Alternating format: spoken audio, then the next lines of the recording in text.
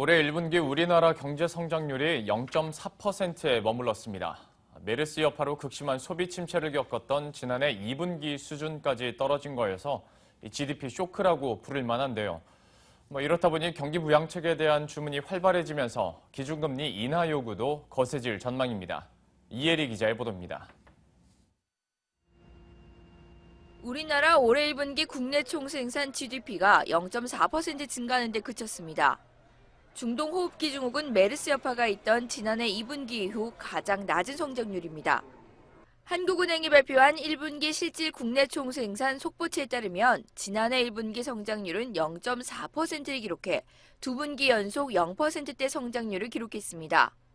전분기보다 마이너스 성장한 부분들이 늘면서 전체 성장률을 깎았습니다.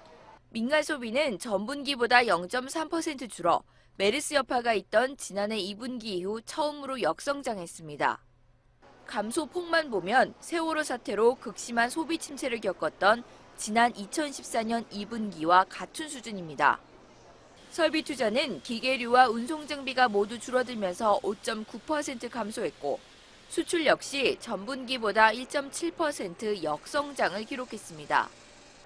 당초 올해 연초에 수출이 큰 폭으로 줄어들면서 수출 부분이 성장에 부정적인 영향을 미칠 것을 상당히 우려했었는데 저희들이 1, 4분기 통계를 낸 결과에서도 수출의 기여도는 전기 대비로 마이너스로 나왔고요. 1분기 첫 경제 성적표부터 0.5% 이하로 주저앉으며 정부의 올해 경제 성장률 전망치 3.1%는 물론 한국은행의 수정 경제 전망치 2.8%에도 적신호가 켜졌습니다. 또 급물살을 타고 있는 기업 구조조정 리스크까지 예고돼 있어 경기가 급반전하기는 힘들 것으로 예상됩니다. 이에 따라 정부의 경기 부양과 더불어 한국은행이 기준금리를 낮춰야 한다는 주장이 힘을 더 얻게 됐습니다.